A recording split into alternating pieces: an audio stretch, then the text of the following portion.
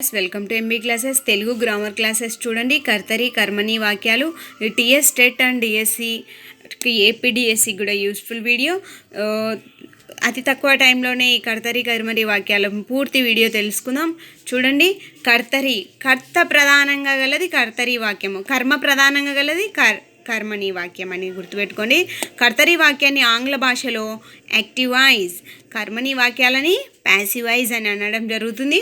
చూడండి, కర్మని అర్థంలో అంటే కర్మ ప్రధానంగా గలది కాబట్టి వాటిలో బడు బడి అనేవి క్రియకు అనుసరించి ప్రయోగింపబడతాయి. ఇక్కడ చూడండి, ఎక్కడ రక్షింపబడెను, ఇది కర్మని వాక్యము, క్రియకు అనుసరించి ప్రయోగింపబడుతుంది కాబట్టి ఓకే, కర్మని వాక్యం అవుతుంది.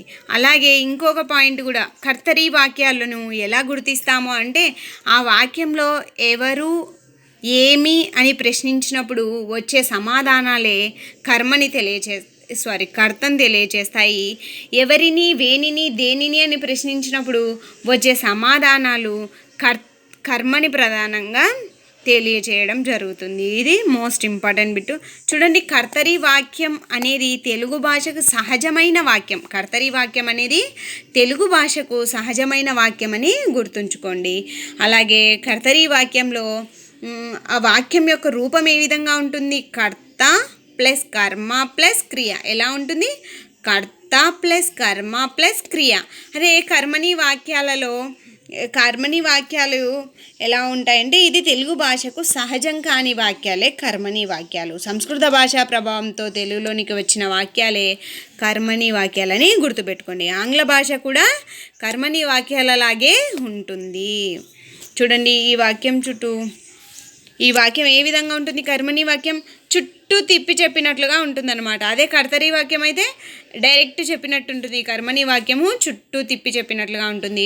చూడండి, ఈ కర్మని వాక్యాలకు కొన్ని ఉదాహరణలు ప్రాక్టీస్ బిట్స్ ద్వారా తెలుసుకుందాము. చూడండి, నెక్స్ట్, రవి అన్నము తినెను. రవి, ఎవరు అన్నం తిన్నారు? రవి. సో కర్మ, ఇది కర్మ ప్రధానమైన వాక్యం కాబట్టి కర్మని వాక్యము. ఈ కర్తరి వాక్యాన్ని కర్మని వాక్యంగా మార్చాలి అంటే కర్మ ప్రధానంగా మార్చాలి. సో అన్నము రవి చేత తినబడింది, రవి చేత అన్నము తినబడింది అన్నది కర్మని వాక్యం అవుతుంది. నెక్స్ట్ చూడండి, సెకండ్ వన్, దొంగలు పోలీసులను మోసగించారు. ఎవరు? దొంగలు. ఎవరు అన్నప్పుడు క్వశ్చన్కి ఆన్సర్ వస్తుంది, దొంగలు. సో ఈ వాక్యం ఏంది?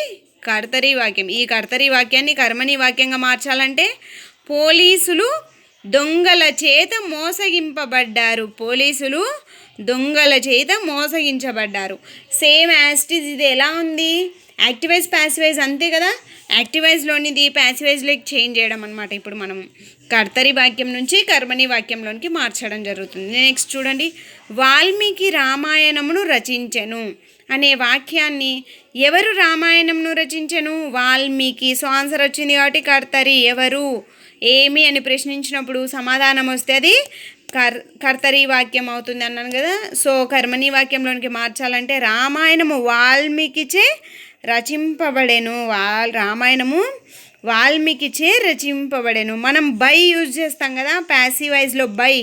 ఆ బైకి తెలుగులో